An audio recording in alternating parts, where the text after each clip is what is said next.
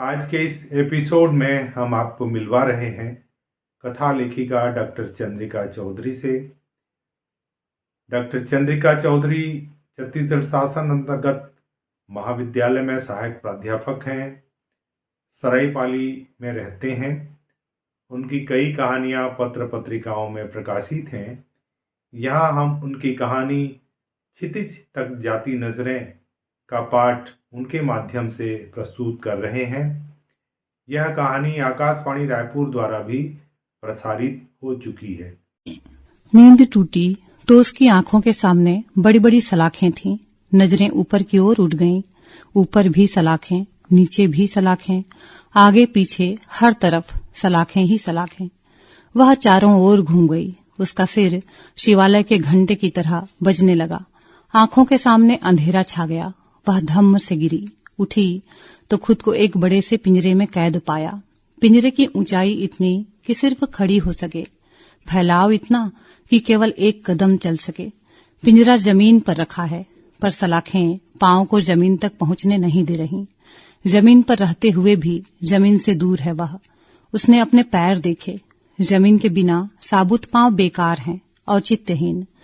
पिंजरों जैसा ही एक पिंजरा है यह, जैसा और वैसा यह भी, केवल आकार में बड़ा है। लोहे की जगह सुनहरे रंग की सलाखें हैं, पर इन सलाखों के भीतर वह क्यों कैद है? उसने पिंजरे के बाहर देखा। चारों ओर हरियाली ही हरियाली। जंगल की हरियाली के अंधेरों में कांपते अपने सपनों की तरह कांप उठी वह। पिंजरे की सुनहरी सलाखें उसे बाहर की हरियाली तक पहुंचने नहीं दे रही। भीतर से ही वह उन शाखाओं को देखती जिन पर बैठकर झूला जा सकता है। कितना कुछ रह गया है बाहर, सिर्फ उसके भीतर होने की वजह से। पिंजरे के चारों ओर बंदर ही बंदर हैं, बहुत बड़े बड़े, रंग बिरंगे कपड़ों में, आदमियों की तरह। सब उसे घूर रहे हैं। वह पिंजरे में घूमने लगी। लगातार आंसू गालों पर निथरने लगे। बंदर खुश होकर तालियां बजाने लगे। उसकी उदास भाषा उनके लिए खुशी का सबब है। मुंह की भाषा की तरह आंखों की भी तो अपनी भाषा होती है। उसके उमड़ते आंसू क्या उन्हें दिखाई नहीं पड़ते?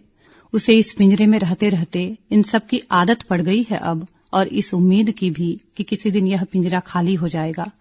वह जंगल के उस ऊंचे वृक्ष की सबसे ऊंची फुनगी पर बैठी उस चिड़िया सी हो जाएगी जिसकी उड़ान उसी के परों के साथ है, जिसकी चोंच में दबा तिनका उसकी आंखों में नीड़ के साथ साथ अपने आजाद वजूद की उम्मीद जगा रहा है। इस पिंजरे में जागने के बाद पिछली तमाम घड़ियों में उसने खुद को सिर्फ खुद के साथ पाया था। वह केवल अपनी सांसों के साथ कैद थी। बाहर की सुगंधित हवा कभी कभार उसकी सांसों को छूती, मगर उसकी सिसकन सुन नहीं पाती। उसे अपनी थकी सांसों के साथ साथ चारों ओर तमाम आदमकद बंदरों की सांसें भी सुनाई दे रही हैं। पिंजरे में रहते रहते उसने अपने पैरों की ताकत खो दी है। वह कुछ कदम चल तो सकती है, पर दौड़ नहीं सकती, किसी परकटे पक्षी की तरह। अगर दम लगाकर दौड़ भी ले तो भागकर जाए कहाँ? जंगल के अंधेरों में आने के कई रास्ते होते हैं, पर वापसी का कोई रास्ता नहीं होता। एक बार उजाला अपने साथ अंधेरे का एक टुकड़ा रख सकता है, जलते दिए की तरह, मगर अंधेरों को उजाले के हर टुकड़े से परहेज है, किसी गहरे विवर की तरह। वह पिंजरे के बीच चुप बैठी उन तमाशबीन बंदरों को टुकुर टुकुर निहार रही है, जैसे कठपुतली के हाथों में बंधा धागा टूट गया हो और वह नाच दिखा पाने में असमर्थ हो गई हो। धागे की ओर भले ही उसके अपने हाथों से बंधा है, पर उसका छोर तो उन बंदरों ने पकड़ा हुआ है। नचा लें जिस तरह नचाना चाहे। उस डोर के टूटते तक जो हाथों से होते हुए उसके भीतर की कई तहों में जाकर उलझ गई है। डोर खींचते ही मन के अंधेरे कोने भी खुलते जाएंगे, शायद तह दर तह, या ढक जाएंगे पहले से कहीं ज्यादा। बंदरों ने तालियां बजाई, शायद उसे फिर से क्रियाशील बनाने के लिए। तमाशा उसके क्रियाशील बने रहने में है, मौन बैठने में नहीं। उनकी अपनी बोली है जिसे वह नहीं समझ रही। कुछ शब्द हैं जिन्हें वे बार बार दोहराते रहे, कितनी बार कि वे निरर्थक शब्द उसे याद हो गए हैं। कभी कभी उसके मुंह से वे शब्द निकल पड़ते तो उनकी खुशी का ठिकाना नहीं रहता। पर क्या हासिल होगा उन्हें उससे? उसकी भाषा छीनकर, अपनी अर्थहीन बोली उस पर थोपकर? क्या वे उसे अपने जैसा बना लेंगे? क्या वह इस जंगल को कभी अपना घर मान सकेगी? नहीं, कभी नहीं। जो सलाखें बाहरी दुनिया की कर्कश आवाजों को बड़ी आसानी से उस तक पहुंचा देती हैं, वही उसकी सिसकियों को बड़ी बेरहमी के साथ बाहरी दुनिया से काट देती। उनके भीतर उसकी आत्मा की चीखें पुकार मचाकर खुद ब खुद दम तोड़ देती। सलाखों के उसूल क्या भीतर और बाहर के लिए अलग अलग हैं? उनकी सख्ती क्या केवल भीतरी सांसों के लिए है और सारी मुलायमियत बाहरी सांसों के लिए? उसके अधूरे सपनों की सिमटती दुनिया क्या बाहर की दुनिया के विकसन से यूं ही टकराती रहेगी? वह निढाल होकर गिर गई। उसकी आंखें मूंद गईं। उसे लगा बंदर हरी हरी पतली शाखाओं के सहारे उसे उठाने की कोशिश कर रहे हैं। उन हरी कोमल शाखाओं के स्पर्श उसे कांटों की तरह आहत कर रहे हैं। 1 दफा, 2 दफा, 3 दफा, आखिरकार वह उठकर बैठ गई। आंख मलते मलते उसने ठहराव के साथ सामने देखा तो दादी माँ उसे उठा रही हैं। मैं कहाँ हूँ? बिस्तर पर, दादी मुस्कुरा कर बोली। वह बड़ा पिंजरा कहाँ है? कौन सा बड़ा पिंजरा? फजा में फैलती हवाओं की तरह उनकी आंखें फैल गईं। वही जिसमें मैं कैद थी, तुम कैद थी। पिंजरों में वे पक्षी कैद हैं जिन्हें तुमने दादाजी से जिद करके खरीदवाया है। सोने का पिंजरा है वह। क्या कह रही हो? सपना देखी हो क्या? नहीं, सपना नहीं था वह। उसकी कनपटियां सोच के दबाव से भारी होने लगी। नींद, सलाखें, पिंजरा, घुप हरियाली, बंदर, सपनों की हकीकती दुनिया। उफ, कितना जीवंत और भयावह था सब कुछ। एक एक कर उसे सब याद आने लगा। कुछ साल पहले वह अपनी सहेली जया के घर गई थी। उसने वहां पिंजरे में बंद तोता देखा। कितना हरा था वह, कैसा मीठा मीठा बोलता था, बिल्कुल इंसानों की तरह। उस हरे के मीठे संबोधन से उन सब का चेहरा भी कितना हरा हो जाता। रात में जया ने उसे पिंजरे से बाहर निकाल दिया था। यह तोता उड़कर भागता नहीं है? उसने जया से पूछा था। 1 दफा उड़कर भाग गया था, पर भागकर जाएगा कहाँ? इस कॉलोनी में इतने बड़े बड़े मकान हैं, पेड़ पौधे तो हैं ही नहीं। कहाँ जाता? पड़ोस के घर में मिल गया। फिर कभी नहीं भागा। 1-2 बार और कोशिश की पर कामयाब न हो पाया, क्योंकि हमने उसके पंख जो काट दिए थे। ओह, तब तो उसे बहुत दर्द हुआ होगा। वह बेतरह कराह उठी थी। अरे नहीं, पंख काटना नाखून काटने की तरह ही है। सुनकर उसके मन को राहत मिली। इस तोते को मेरे पिछले जन्मदिन पर पापा के दोस्त ने उपहार में दिया था, जया ने इतरा कर कहा था। फिर तो घर आने के बाद वह रोज ही दादाजी से तोता लेने की जिद करती। हर बार वे मना कर देते, कभी झिड़क कर तो कभी पुचकार कर। पिंजरे में किसी जीव को रखना बुरी बात है प्रिया। बुरा होता तो जया के घर वाले क्यों रखते? जया को कितना अच्छा लगता होगा। बाहर खेलने जाने की जरूरत ही नहीं, वह तोते के साथ खेल लेती होगी। वे कोई उत्तर नहीं देते, शून्य भाव से उसके चेहरे को निहारते रहते। दादाजी, अब सुनील के घर भी तोता आ गया है। उसने एक चिड़ी मार से लिया है। मैंने उससे कह दिया है कि अब की बार आए तो उसे हमारे घर भेज दें। प्रिया, तुम कितने साल की हो? 15 साल की। और 15 साल की लड़की कितनी बड़ी होती है? 15 साल की लड़की 15 साल जितनी बड़ी होती है। हाँ, पर तुम्हारी जिद 5 साल की बच्ची जैसी है। दादाजी, आप कितने साल के हो? 60 साल का। और 60 साल का बड़ा कितना बड़ा होता है? 60 साल जितना ही बड़ा होगा वह। पर बात मीठा खाने की हो तो आप 6 साल के बच्चे बन जाते हैं।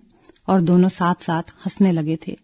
कुछ दिन बाद दरवाजे पर किसी की आवाज गूंजी थी। वह दौड़कर बाहर आ गई। सामने बड़ी बड़ी मूंछों वाला, सिर पर पगड़ी बांधे एक मोटा सा आदमी दोनों हाथों में 2 पिंजरे लिए खड़ा था। एक में तोता और दूसरे में मैना थी। उसने दादाजी को आवाज दी। वे बाहर आ गए। 200 का एक है मालिक। चिड़ीमार की आवाज ने उनकी तंद्रा तोड़ी। उसका पूरा ध्यान दादाजी के होठों पर केंद्रित था, जैसे उनके हिलने के पहले ही वह समझ लेना चाहती हो कि बात उसी के पक्ष में ही की जाएगी। यदि हम दोनों को मोल लेना चाहें तो कितना पड़ेगा? पक्षियों पर नजर गड़ाए दादाजी ने कहा। अब आपसे कैसा मोल भाव मालिक? पिंजरों के साथ दोनों के 800 दे देना। उसे सौदा महंगा लग रहा था। शायद दादाजी न माने, मगर पैसे दे दिए गए। दोनों पखेरू पिंजरों सहित घर आ गए। वह पूरे दिन दोनों के पीछे लगी रही थी। दाना पानी देती, दादा दादी और दीदी बोलना सिखाती, पर दोनों न कुछ बोलें न खाएं। पिंजरों के कोने में दुबके हुए बैठे रहते। वह ताली बजाती, तरह तरह से उठाने की कोशिश करती। झाड़ू के तिनकों के सहारे उन्हें हौले हौले गुदगुदाती। वे उठकर मटकते हुए दूसरे कोने में जा बैठते। कभी खूब चिल्लाते, पंख फड़फड़ाते। दादाजी दूर से सब देखते रहते, पर कहते कुछ नहीं। 3 साल बीत गए। इस दौरान उनकी आंखें जब जब उन पक्षियों को ताकती किसी गहरी उदासी में डूब जाती।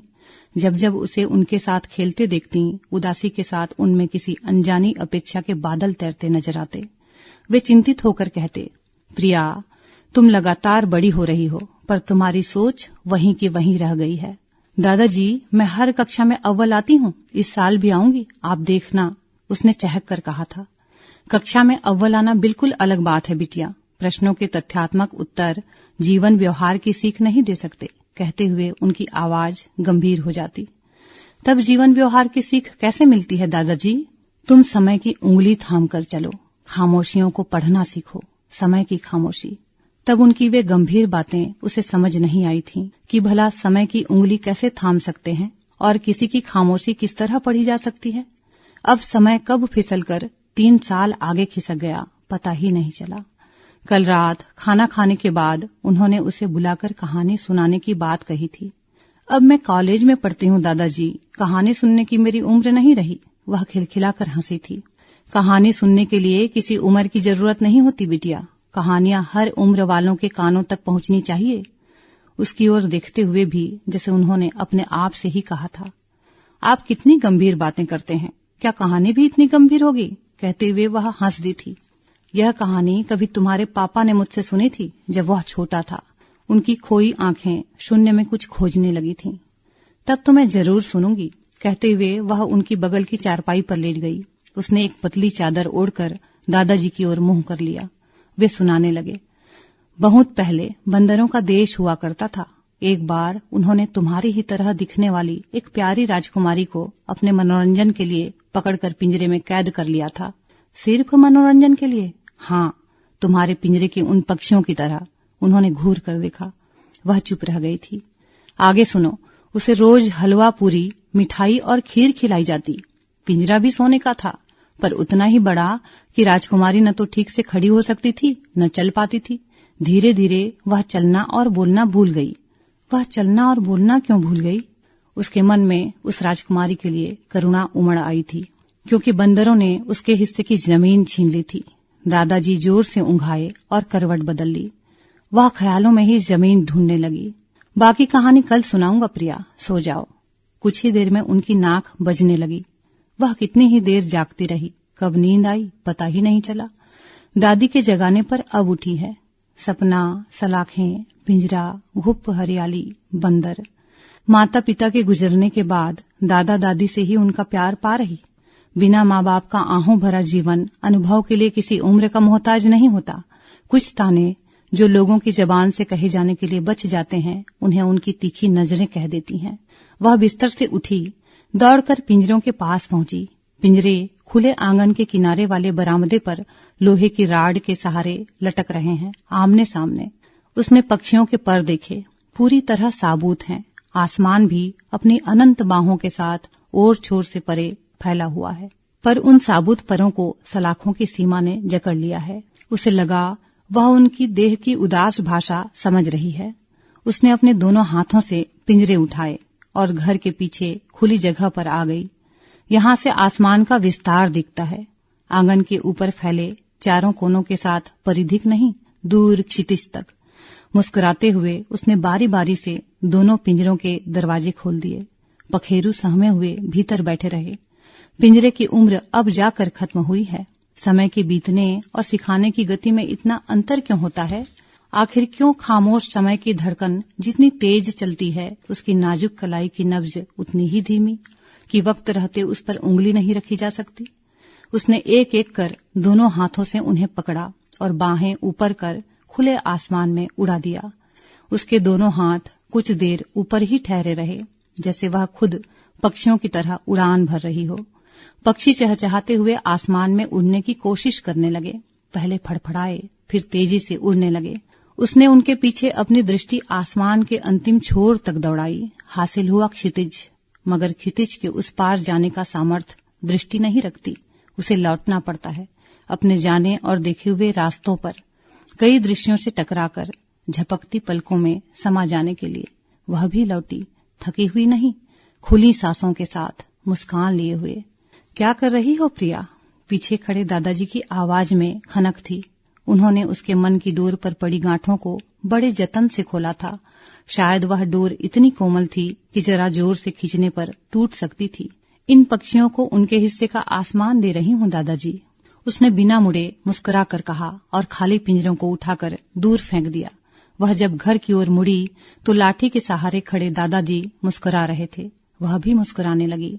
खुला आसमान उन दोनों पर झुका हुआ था।